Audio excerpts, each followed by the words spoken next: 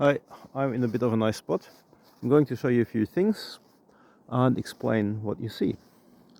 So first of all, this is maybe 400 meters. That direction is where my yurt is.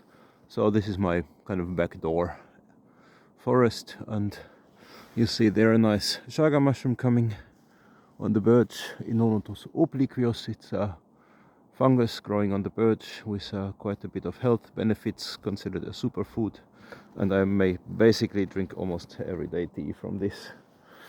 And then what you see here, this is also a birch actually, but you see it's bent down from the snow weight, and so this is the top of the tree and it's held in the snow, and yeah, that's quite popular.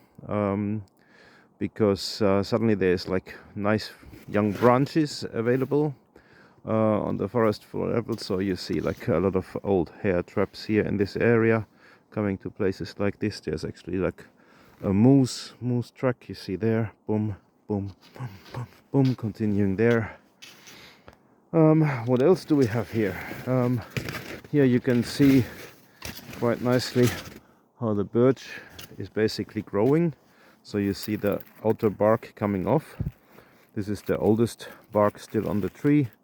So the tree grows after spring, or in the spring until midsummer about, it grows exactly under the layer, under the bark.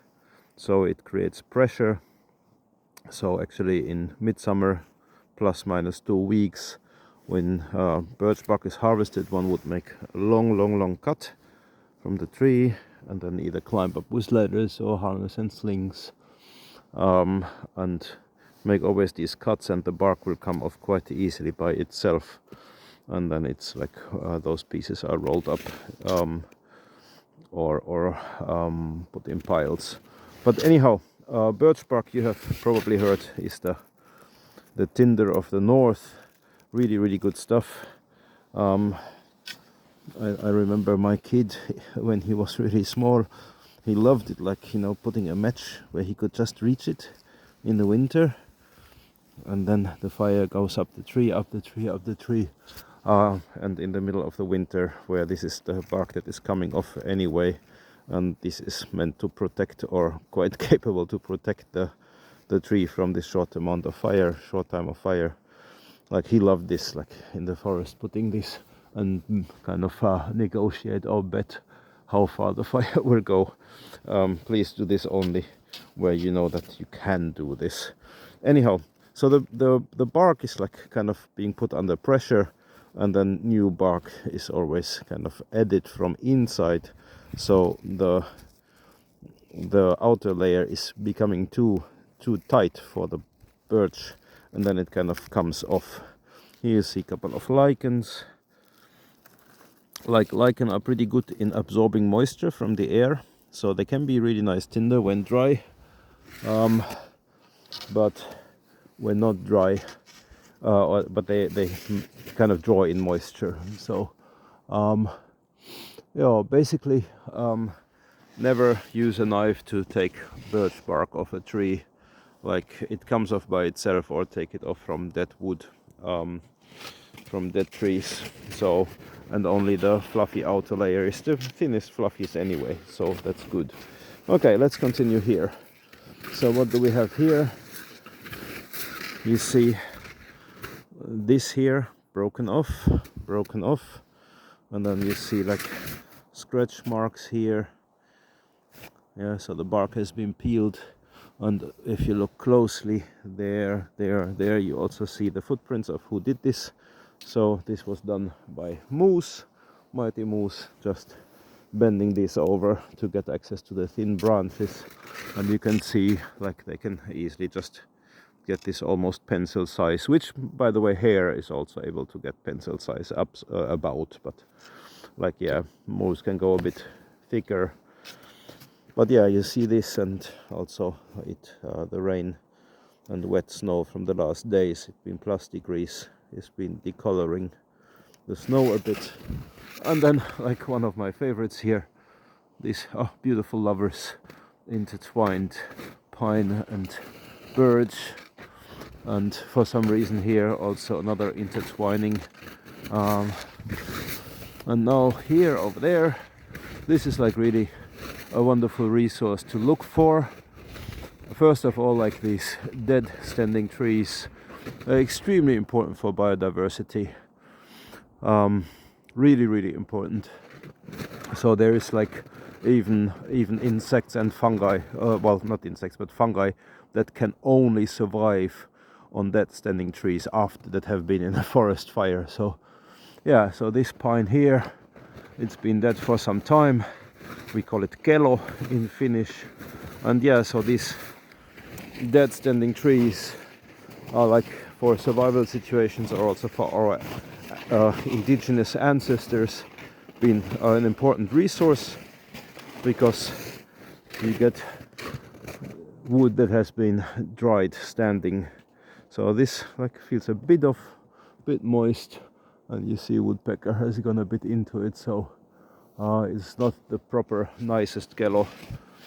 But these nice kellos, like especially those from after a forest fire, they can be standing for like hundreds, if not thousands of years, or like many hundred years, maybe not thousands but thousands.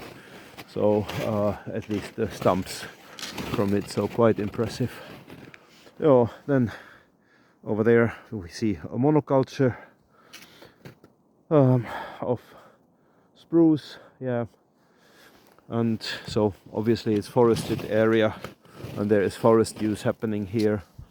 But that's the thing, you know what's currently happening in Finland? Like I came here with Greenpeace in 2005. I was already wilderness guide back then, but then moved to Finland and was at like activist in the forest rescue station in Inari and Angali, Nelim and Angali area near Inari. And yeah, the case was actually quite interesting. The case was we had tried to protect like ancient forests back then, but also natural forests, with no much success, until the Sami asked us for help, because the traditional way of reindeer herding wasn't possible anymore due to the impacts of forestry. So when the snow is getting too high, too hard towards the end of winter, the reindeer can't get through the snow anymore so easily to reach lichen on the ground, and then they rely on lichen that are growing on the trees, and lichen grow like really slowly and only in really healthy forests. So that was then kind of the decisive factor that we got actually quite some success. And now, like the other day, if you go over to Otto Bulletproof or Roman Weber,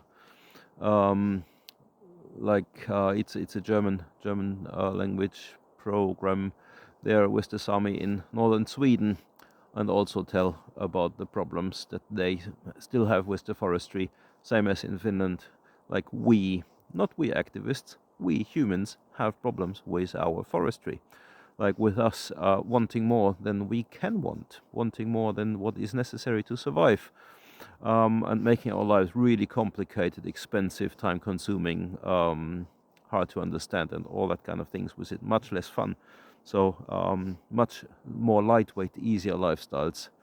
So much recommended, and yeah, of course, possible and beneficial and necessary. So but distracting from the topic now. I just wanted to show you this place. Today, full moon, full stop, the wonderful survival tool for surviving within natural boundaries and planetary, natural realities and planetary boundaries. So if you consider, or if you maybe struggle sometimes to make sense of the world and don't know what to do and how to do and why to do, or if you feel powerless and hopeless, the survival tool Stop is made exactly for this, dealing with survival situations for crisis and panic. So full moon, full stop is what I made from this. Been doing this, as some of you know, for many years. Today, third full moon of the year, beginning of March 2026. Yeah, so day in the woods, and yeah, apparently made a video. But went out to actually sit down and meditate and write a bit, and just still was so tempted to show you this. Okay, I hope you're doing well, and take good care. You know, it's nice to move around in these kind of places with right kind of mindset and attitude.